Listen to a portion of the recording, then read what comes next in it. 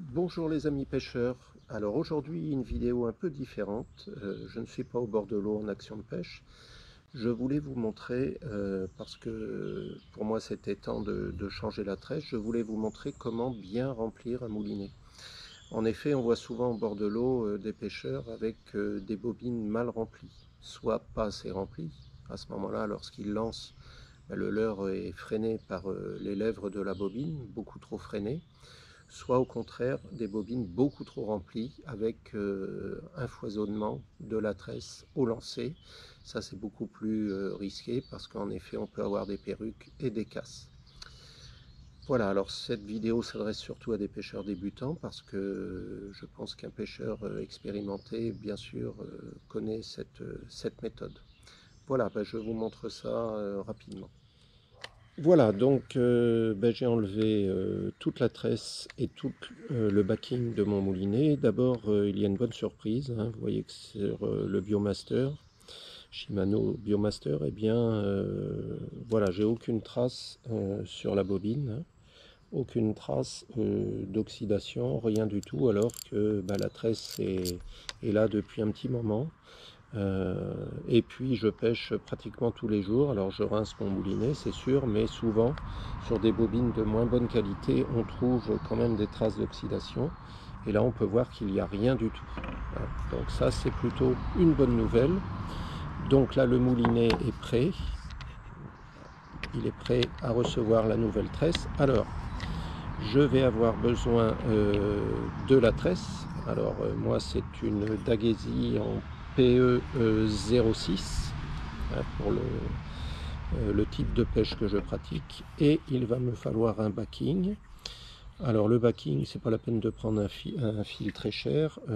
Moi c'est un fil Caperlan, je l'ai pris en 30 centièmes. Il ne faut pas qu'il soit trop disproportionné par rapport à la taille de la tresse, pour éviter que la tresse rentre à l'intérieur des spires.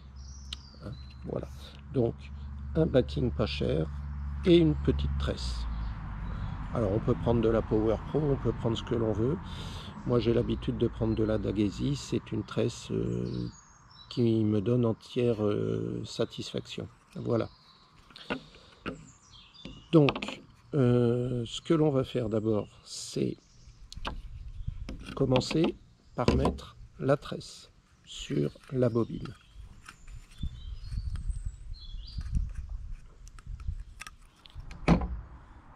Donc pour accrocher la tresse, là, pas besoin de s'embêter avec un nœud très compliqué, puisque de toute façon il faudra le défaire.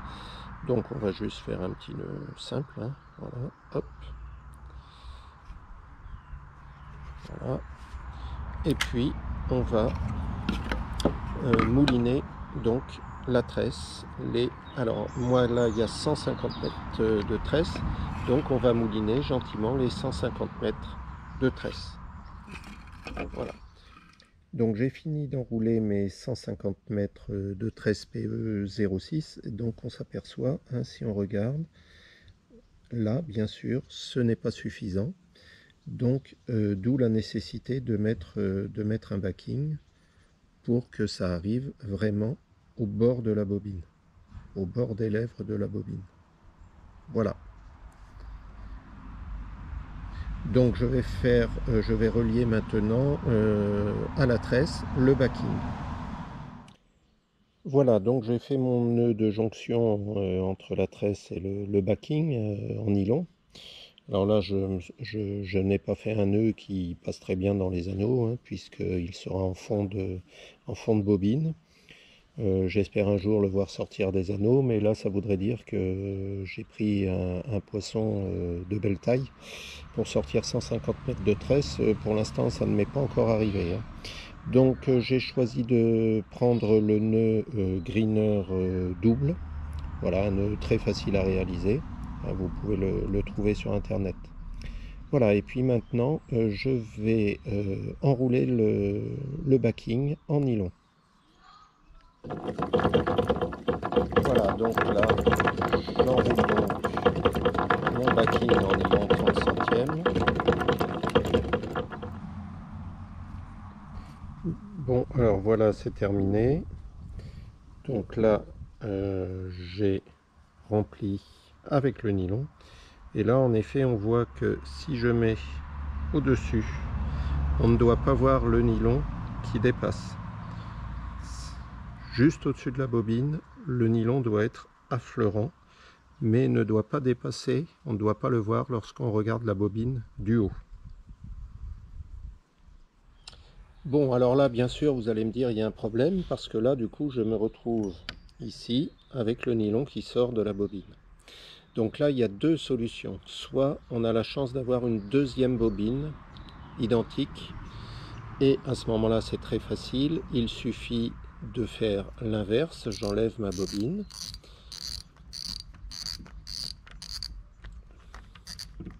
Moi, je n'en ai pas de deuxième bobine. Mais sinon, on enlève la bobine, bien sûr. On met la deuxième bobine à la place et on mouline à partir de cette bobine sur la nouvelle bobine. Et là, bien sûr, le backing va se retrouver au fond. Alors, le problème, c'est que moi, en effet, là, je n'ai pas de deuxième bobine de Shimano Biomaster. Donc, je vais vous dire comment on peut faire, comment on peut se passer de la bobine, de la deuxième bobine.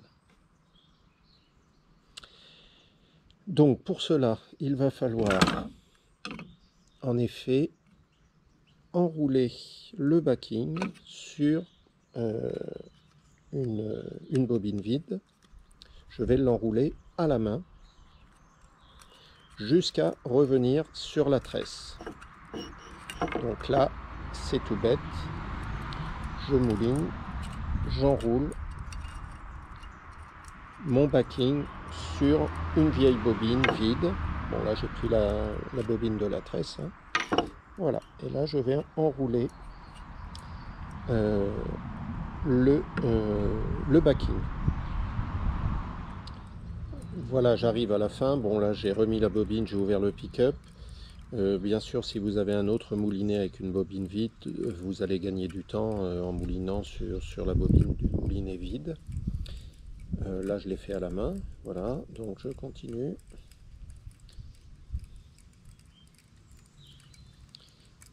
Jusqu'au nœud de jonction.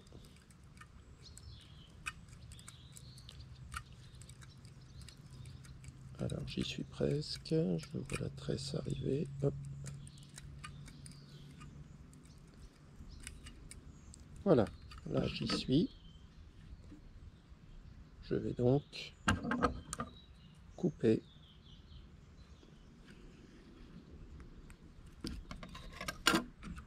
et je vais mettre mon backing de côté. Alors maintenant je reprends une bobine vide et je vais donc enrouler ma tresse. Alors là il y en a pour un moment, hein. Il y en a à 150 mètres là aussi. Si vous avez un moulinet avec une bobine vide, vous pouvez le faire au moulinet. Voilà, moi je le fais à la main pour vous montrer que c'est possible. Pas la peine d'avoir un deuxième moulinet. Voilà, donc on va enrouler comme ça les 150 mètres de tresse. Il y en a pour un petit moment, bien sûr.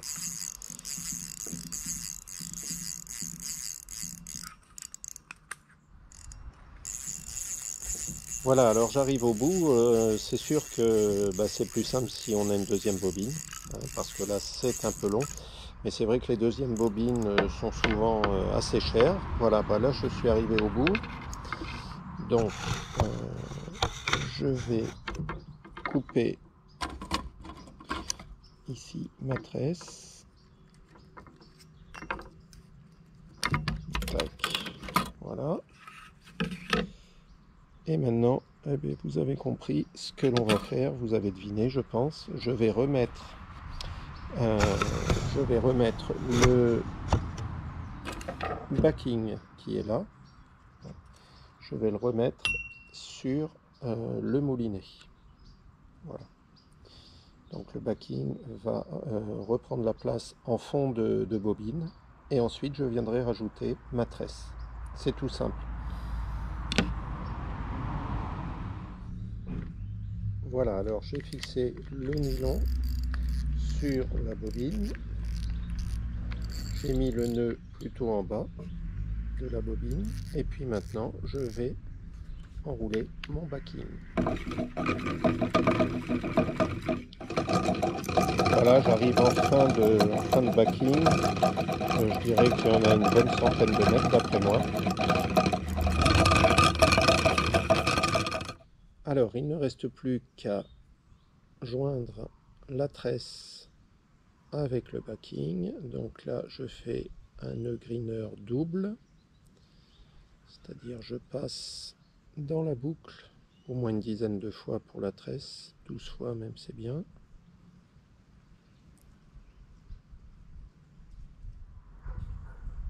Voilà, et donc maintenant on va bobiner. On va bobiner la tresse.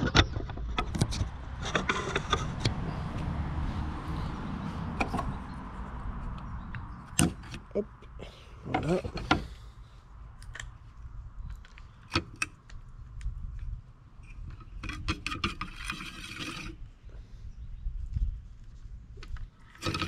Les 150 mètres de tresse.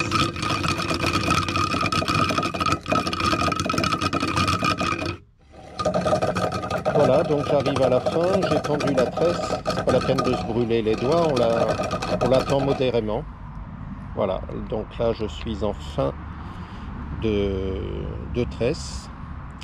Alors vous pouvez voir que là, eh bien, c'est bien rempli. La bobine est parfaitement remplie, ce qui va permettre de faire des lancers corrects, sans foisonnement et sans leurre qui frotte, sans fil, pardon, sans tresse qui frotte le long des lèvres de la bobine et qui empêche le fil de bien se dérouler. Voilà. Alors il va me rester à mettre le fluoro, bien sûr. Donc pour le fluoro, j'utilise le nœud PEC 7, que vous connaissez sûrement. Voilà, alors la longueur du fluoro, moi j'ai l'habitude de ne pas en mettre beaucoup. Je dirais un maximum de une brasse. Donc pour moi une brasse ça correspond à 1m70, 1m80. J'en mets pas beaucoup plus. C'est pas la peine d'après moi que ça vienne plusieurs tours sur la bobine. Voilà, moi, bon, les avantages du fluoro on le connaît, invisible et surtout très bonne résistance à l'abrasion, beaucoup mieux que la tresse, hein, c'est pour ça qu'il faut toujours mettre un bout de fluoro. Voilà, donc le nœud PEC 7, je vais le faire là, on le trouve bien sûr sur internet sans problème. Voilà. Voilà, je viens de terminer mon nœud PEC qui relie la tresse donc au fluoro. Le moulinet est bien rempli, donc tresse neuve, fluoro neuf. Et bien, il ne me reste plus qu'à aller essayer ça au bord de l'eau. Donc je vous retrouve plus tard, j'espère, avec quelques poissons. Si cette vidéo vous a été utile, n'hésitez pas à mettre un petit pouce et un petit commentaire. Voilà, les amis pêcheurs, je vous dis à bientôt.